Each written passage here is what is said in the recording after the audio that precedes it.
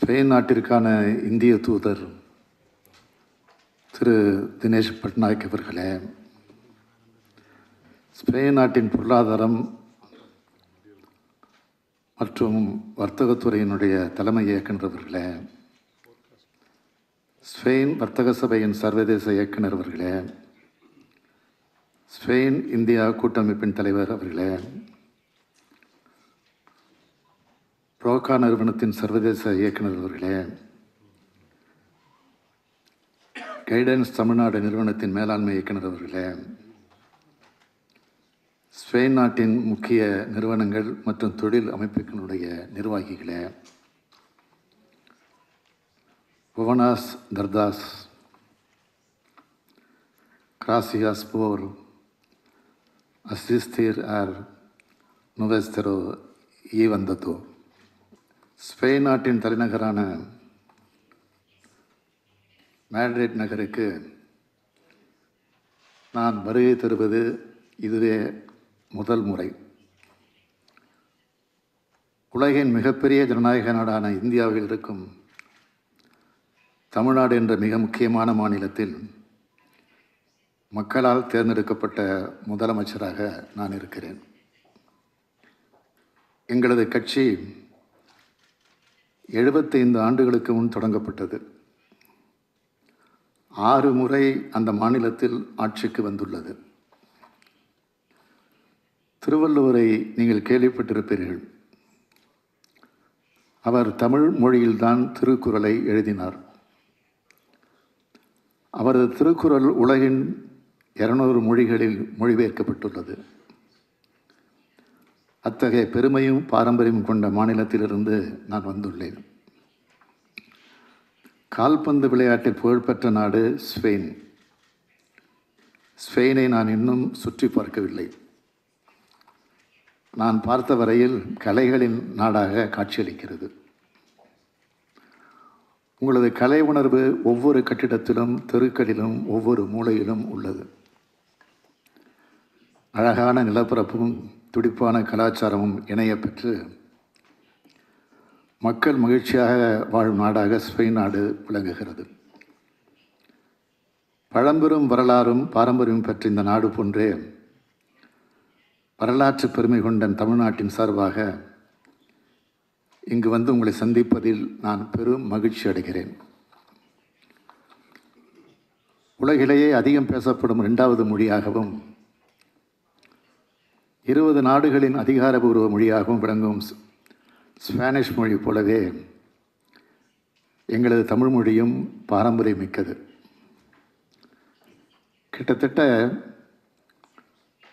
5000 ஆண்டுகளுக்கு மேல் பழமை வாய்ந்த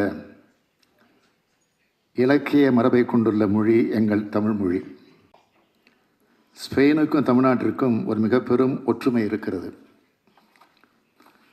காளை அடக்குதல் விளையாட்டு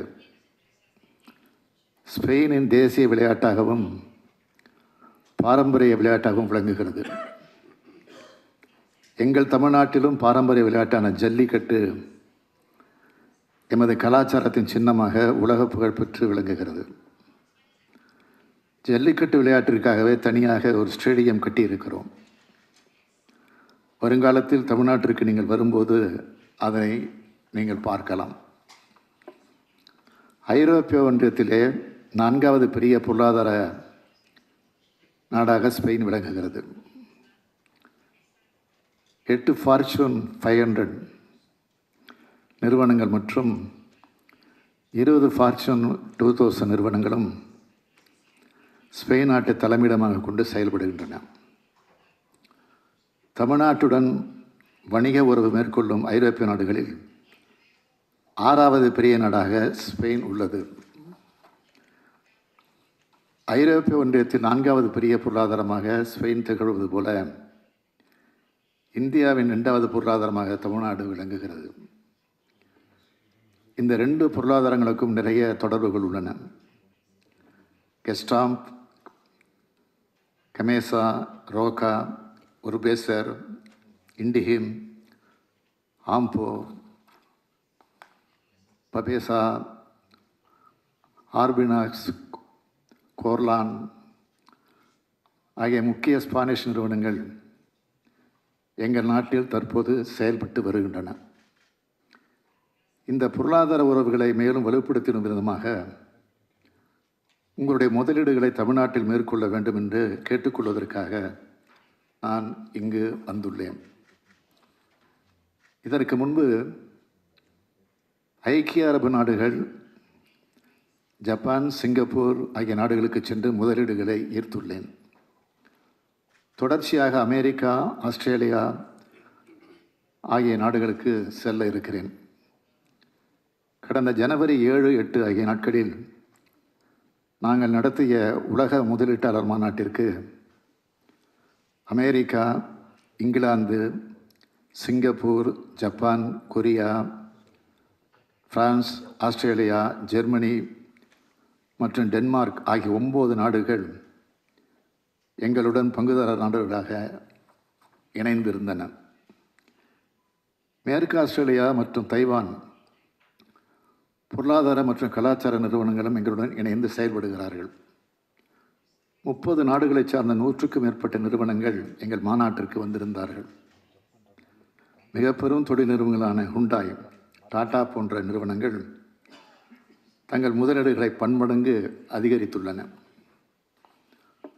130க்கும் மேற்பட்ட ஃபார்ச்சூன் 500 நிறுவனங்கள் தமிழ்நாட்டில் நமது திட்டங்களை நிறுவியுள்ளதே தமிழ்நாட்டு முதலீட்டுக்கான சிறந்த சூழல் அமைந்துள்ளதற்கு இது ஒரு சான்று. இதன் தொடர்ச்சியாக ஸ்பெயின் நிறுவனங்களும் தமிழ்நாட்டை நோக்கி வர வேண்டும் என்று கேட்டுக்கொள்கிறேன்.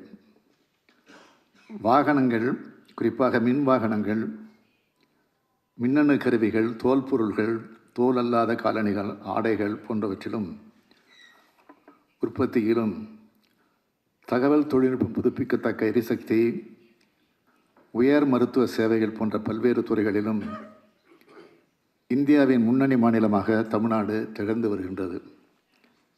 இந்த துறைகளிலும் வான்வெளி மற்றும் பாதுகாப்பு, உயிர் அறிவியல் மற்றும் உயிரிய தொழில்நுட்பம், மருந்துகள், உணவு பதப்படுத்துதல், உப்பு நீக்கம் மற்றும் நீர் சுத்திகரிப்பு ஆகிய துறைகளில் உங்களின் மேலான முதலீடுகளை மேற்கொள்ளுமாறு ஸ்பெயின் முதலீட்டாளர்களை நாங்கள் கேட்டுக்கொள்கிறோம். தமிழ்நாட்டில் தொழில்களை துவங்க வரும் முதலீட்டாளர்களுக்கு அனைத்து உதவிகளையும் செய்வதற்கு தமிழ்நாடு அரசு காத்திருக்கிறது. பல்வேறு தொழில்களை மேற்கொள்ள உகந்த சூழலையும் திறன்மிக்க மனித வளத்தையும் உறுதி செய்வதோடு பல்வேறு தொழில் கொள்கைகளின் உயர் சலுகைகளையும் அளிக்க இருக்கிறோம். இது குறித்து மாண்புமிகு தொழில்துறை அமைச்சர் அவர்களும் அலுவலர்களும் விரிவாக உங்களுக்கு எடுத்து உரைத்திருக்கிறார்கள். எனவே தங்களது முதலீடுகளை தமிழ்நாட்டில் மேற்கொள்ள வேண்டும் என்று மீண்டும் வேண்டி கேட்டுக்கொண்டு விடைபெறுகிறேன். நன்றி, வணக்கம். உடனுக்குடன் செய்திகளை தெரிந்து கொள்ள சன் நியூஸ் பெல் ஐகானை கிளிக் பண்ணுங்க.